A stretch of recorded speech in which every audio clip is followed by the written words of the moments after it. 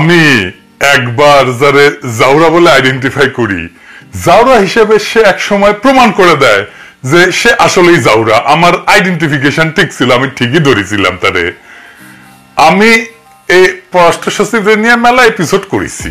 পররাষ্ট্র উপদেষ্টা তৌহিদ সাহেব পর্যন্ত কইছে যে আমি নাকি ওর পিছে লাগিয়েছি, কারণ আমার অন্য কাউকে পছন্দ আছে পররাষ্ট্র সচিব হিসাবে। কথা সত্য, আমার পছন্দ আমি লুকাই না। তো আমি তো মনিকা বেলুচিরে পছন্দ করি। তো তৌহিদ সাহেব আপনার পছন্দ না জসিমের চাইতে মনিকা বেলুচিরে বা ইন্ডিয়ান নায়িকারে পররাষ্ট্র সচিব করলে তো সবাই মেনে নিত, এটা করেনি। সহজ জিনিস বুঝেন না কে? তো জসিম কেন তার জাউরা উপাধির প্রতি সম্মান দেখাইছে সেটা আমার দেখি। এটা নতুন কাজ করেছে ওই, আসেন এটা দেখে দেখি, মজার জিনিস আছে। জসিম পাকিস্তানের সাথে একটা দ্বিপক্ষীয় মিটিং করেছে, করা ভালো জিনিস, পাকিস্তানের সাথে করেছে। মেলা দিন মিটিং টিটিং হয় না, তো সে দ্বিপক্ষীয় মিটিং এ কি করেছে, সে আওয়ামী বয়ান তুলে ধরেছে। পাকিস্তান নিয়ে আওয়ামী বয়ান কি ছিল, মানে যে সিপি গ্যাং এর গর্দব গুলা, আওয়ামী লীগের গুলা কি করতো, কি বলতো, আমি বামেরা কি বলতো, এক নম্বর বলতো পাকিস্তানকে 1971-এর গণহত্যার জন্য ক্ষমা চাইতে হবে। 2 নম্বর কি করতো, পাকিস্তানের কাছে 1971-এ বাংলাদেশে অনেক পাওনা আছে, সেগুলো ফেরত দিতে হবে। 3 নম্বর, আজকে পড়া পাকিস্তানিদের ফেরত নিতে হবে।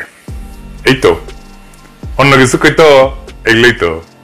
হাসিনা লেসপেন্সার বিএনপি নেতার ভাই পররাষ্ট্র সচিব জসিম উই আওয়ামী বয়ানরে আবার মাঠে নিছে। এই আওয়ামী বয়ানরে আমি তার প্রত্যেকটা দাবি নিয়ে কথা বলবো, তার শয়তানি আর মূর্খতা ধরাই দেব, এবং এটাও ধরাই দেব যে এটা গ্র্যান্ড ইন্ডিয়ান প্ল্যান।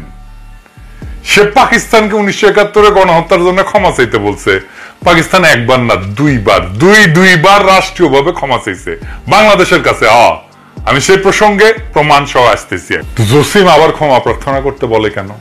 মানে এক অপরাধের জন্য কয়শবার পাকিস্তানের কাছে ক্ষমা চাইতে হবে? আমি পাকিস্তানের প্রতিনিধি দলে থাকলে জসিমের প্যান্ট খুলে নিয়ে পাছায় লাথি দিয়ে কইতাম, যা খুশি করগা। হারামজাদা জসিম জানে না এই ইতিহাস। এই ইতিহাস যদি সে নাই জানে তাহলে সচিবের চেয়ারে বসেছে কেন? বাংলাদেশের ইতিহাস সম্পর্কে বিন্দু মাত্র ধারণা নাই, আবার আইসিছে সচিবগিরি করতে। শখ কত! আবার এরা যখন সরানোর কথা কওয়া হয় তখন পিঠ বাঁচাতে চলে আসে তৌহিদ সাহেব। তৌহিদ সাহেবের ধরিচ্ছি, দাঁড়ান। পাকিস্তান কিন্তু তার ভাষ্যে এসব কিছু উল্লেখ করে নাই, পাত্তাই দেয় নাই কি কইছে। কিন্তু পাকিস্তানের সাথে একটা ভালো কূটনৈতিক সম্পর্ক করার যে সুযোগ আমরা পাইছিলাম সেটা আমরা হারায় দিলাম, এবং এটা জসিম ইচ্ছা করে করছে, বাইঞ্চোদগিরি করছে ইচ্ছা করে, হারামজাদা। দেখুন, পাকিস্তান কি গণহত্যার জন্য ক্ষমা চাইছে?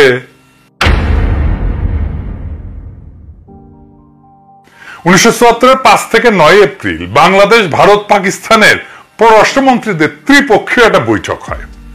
সে বৈঠকে বাংলাদেশে প্রতিনিধিত্ব করে মুজিব সরকারের পররাষ্ট্রমন্ত্রী ডক্টর কামাল হোসেন।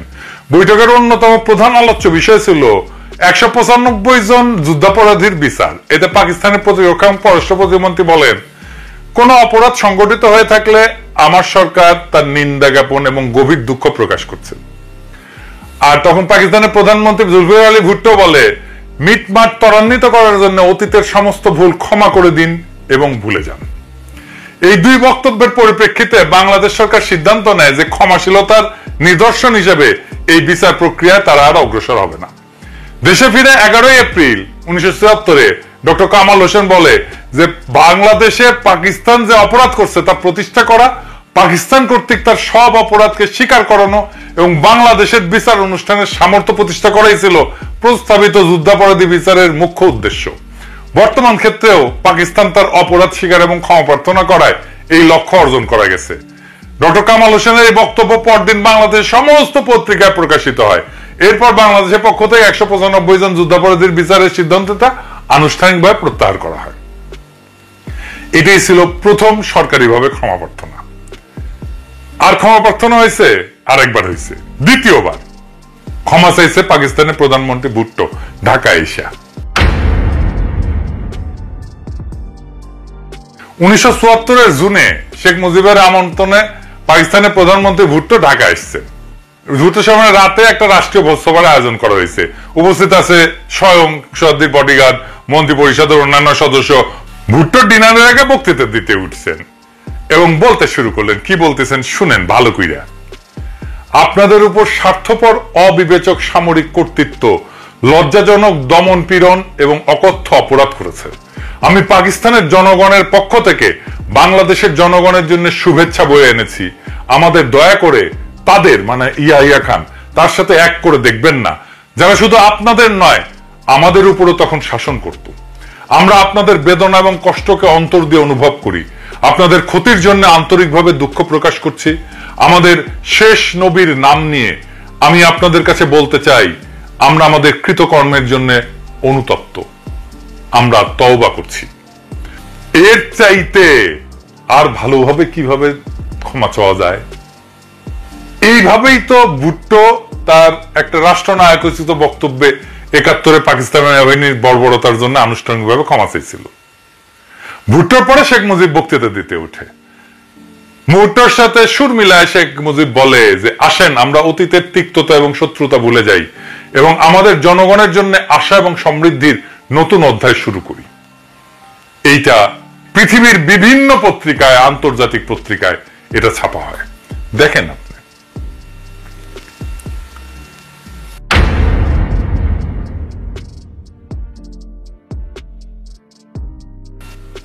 তারপরে আসেন পাওনা টাকার ইস্যু নিয়ে।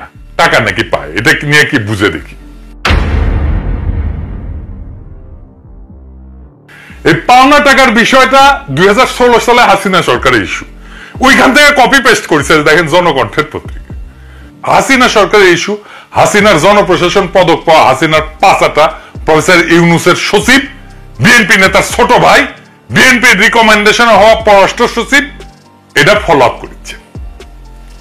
আর দেখেন ইন্ডিয়ান মিডিয়াতে কি উল্লাস, দেখেন এডিটর সাহেব, আরো দেখান, আরো দেখান, দেখেছেন তো বিষয়টা কি, পাওনা টাকার বিষয়টা কি, আর একটু বিস্তারিত দেখি। 1970 সালে ভোলা ঘূর্ণিঝড়ের পর তৎকালীন পূর্ব পাকিস্তানে পাঠানো $200 মিলিয়ন বৈদেশিক সহায়তা এইটার মধ্যে আছে আর কি, এই টাকা চাওয়ার মধ্যে আছে। রেডি সাহেব পাইছি মেলা দিন পর এক মাল পেয়েছি, এক গাধা ছিল শহরদের বডিগার্ড, 3 লক্ষকে 3 মিলিয়ন কইছিল, আর এক গাধা টু দি পাওয়ার ইনফিনিটি পাইছি। দেখান মালের ছবি দেখান, আর তার পিছিয়ে না গাধার দেখ দেন।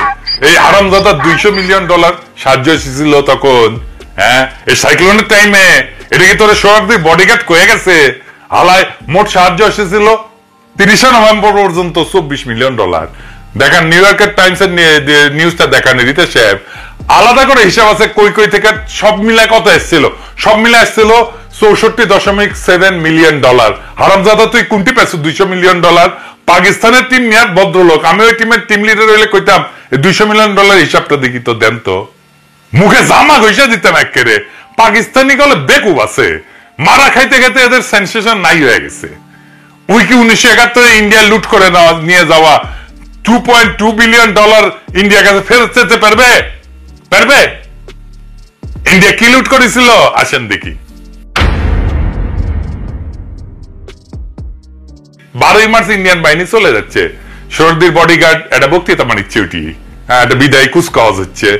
হ্যাঁ, 12 থেকে 15 মার্চের মধ্যে ওরা সব চলে যায় আর কি। তো এই শুভেচ্ছা বাণীতে সর্দির বডিগার্ড ওই ইন্ডিয়ান সেনাবাহিনীকে উদ্দেশ্য করে কইতেছে, আমাদের মহাসংকটের সময় আপনাদের প্রসারিত সাহায্যকে আমরা সর্বদা গভীর কৃতজ্ঞতার সাথে স্মরণ করব। ইচ্ছা থাকলেও বাংলাদেশের জনগণ তাদের আতিথেয়তার হস্ত আপনাদের দিকে প্রসারিত করতে পারেনি, কারণ পাকিস্তানি সেনাবাহিনীর ধ্বংসযজ্ঞের কারণে তাদের মানে বাংলাদেশিদের আর কি আর কিছুই অবশিষ্ট নাই।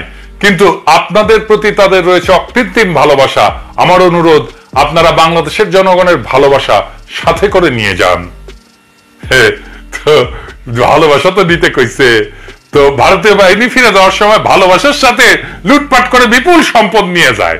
কিছু শিখ অফিসার তাদের অধীনস্থ সেনারা যশোর, কুমিল্লা, ঢাকা, চট্টগ্রাম ক্যান্টনমেন্ট এবং খুলনার শিল্পাঞ্চলে লুটপাট শুরু করে।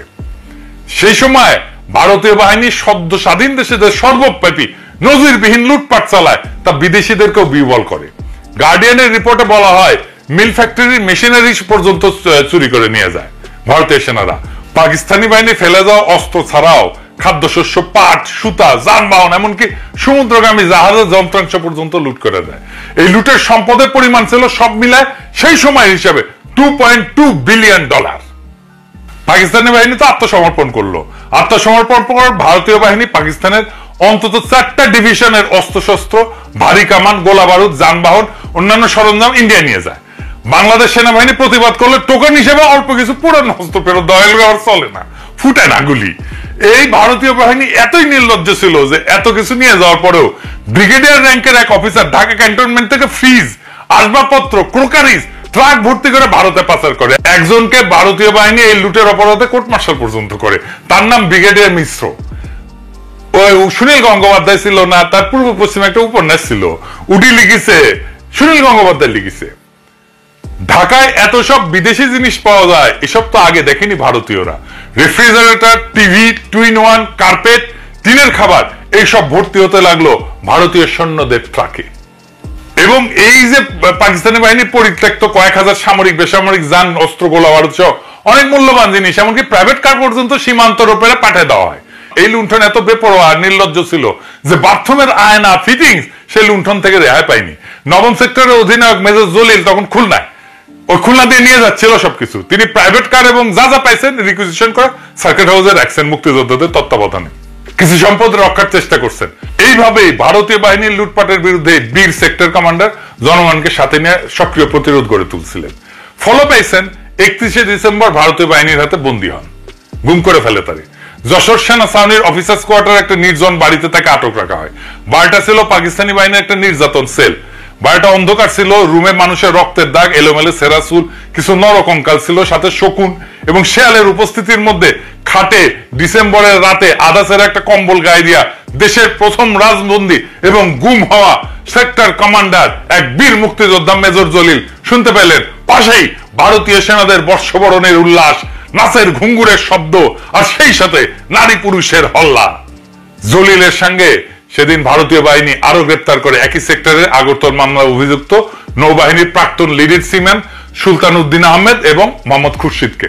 বাকি দুইজন খালাস পেয়ে যায়, কিন্তু জলিলের কোর্ট মার্শাল হয়। ইন্ডিয়ান সোলজারদের লুটপাটের প্রতিবাদ করতে গিয়ে কোর্ট মার্শাল হয় মেজর জলিলের। এবার বুঝেছেন তো মেজর জলিল কেন জাসদ করে। ভাগ্যের কি নির্মম পরিহাস, সেই সামরিক আদালতের বিচারক ছিলেন আরেক সেক্টর কমান্ডার কর্নেল তাহের। বিচারে কিন্তু মেজর জলিল নির্দোষ প্রমাণিত হয়, কিন্তু মেজর জলিল নিজে থেকে অন্যায় আচরণের প্রতিবাদে সেনাবাহিনী থেকে পদত্যাগ করেন। এইবার লাস্ট ইস্যু, আটকে পড়া পাকিস্তানিদের ইস্যু। বাংলাদেশকে আটকে পড়া পাকিস্তানি আছে না? নাই। 2003 সালে সিদ্ধান্ত নেয় সরকার সবাইকে নাগরিকত্ব দিয়ে দেবে যারা বিহারি সম্প্রদায় আছে। প্রায় সকলে নাগরিকত্ব নিয়ে ফেলছে, পাসপোর্ট টাসপোর্ট করে ফেলছে। বাংলাদেশে যাদের জন্ম হয়েছিল তাদের বয়সও 54 বছর হয়ে গেছে, তারাই বুড়া। যাদের জন্ম পাকিস্তানে তারা অল্প কিছু মানুষ যারা নাগরিকত্ব হয়তো নেয় নাই, অল্প কিছু আছে, তাদের প্যাডে দেবো এবার জসিম ভাই তোর পোলা মাইয়া তো 5 বছর ইউরোপ আমেরিকা থাকলে নাগরিকত্ব আবেদন করবে লাল ফেলাইতে জিব্বা ব্যাগ করে। যার বয়স 60 সে পাকিস্তানে ফিরে যায় করবেটা কি? তার কি জীবন নতুন করে শুরু করার উদ্যম আছে? প্রফেসর ইউনূস আপনি ইনকা ভালসুন দিয়া পররাষ্ট্র মন্ত্রণালয় চালাইতেছেন, ওর তো পিয়ন হওয়ার যোগ্যতা নাই, মিনিমাম সেন্সিটিভিটি নাই, এক বিন্দু মানবিকতা নাই, ও বুঝেই না জিনিসটা কি। তার উপরে আপনি নাকি তার সিনিয়র সচিব বানাইতেছেন, সত্যি নাকি? মানে আমি যারা ঠাপাই তার দেখি উন্নতি হয়, বিষয়টা কি? আমার ভিটামিন আছে স্যার, তাইলে তো আমি যাকে ঠাপাই তাদের মাইন্ড করা উচিত না, পাইতে দেওয়া উচিত আমার কাছে। আমি খালি ঠাপাবো আর ক্যারিয়ারের শস্য কয়টা উন্নতি হবে। ক্ষুদ্রকালে আমরা সিনেমার পোস্টার দেখতাম, এটা খতরনাক ভিলেন আছিল, নাম আছিল জসিম।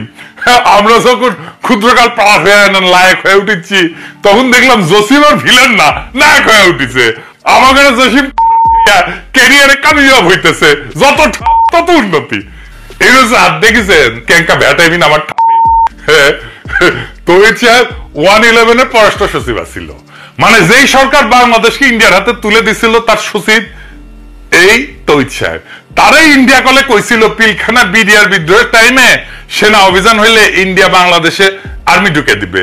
অবিনাশ পালিয়া তার বই লিখেছে, এটা ওর নাম ধরে লিখেছে তৌহিদ সাহেবের। এটার জন্যই সেনা অভিযান হয় নাই। বিডিআর এর কিলিং এ তৌহিদ সাহেবের দায় আছে, ওনাকে বলতে হবে কেন বাইসা নিল ওনারে ইন্ডিয়া বাংলাদেশকে বার্তা দেওয়ার জন্য। আমি জেনারেল ফজলুর রহমানকে রিকোয়েস্ট করছি ওনার জবানবন্দি নেওয়ার, সাক্ষ্য নেওয়ার, এই বইয়ের রেফারেন্স পাঠাইছি ওনার কাছে। তৌহিদ সাহেব, পাকিস্তানের সাথে আমাদের রাষ্ট্রের সাথে সম্পর্ক করতে হবে। আর জসিমরা দিয়ে আলোচনা শুরুতে কুফা লাগাই দিলেন, এটা সাবোটাজ।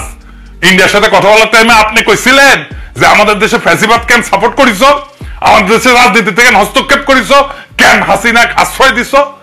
এখন পাকিস্তানের সাথে আলাপের টাইমে গোয়াত কুরকুরায়, আপনার কুরকুরায়। হ্যাঁ, তো ইউকের সাথে আলাপের টাইমে কি যে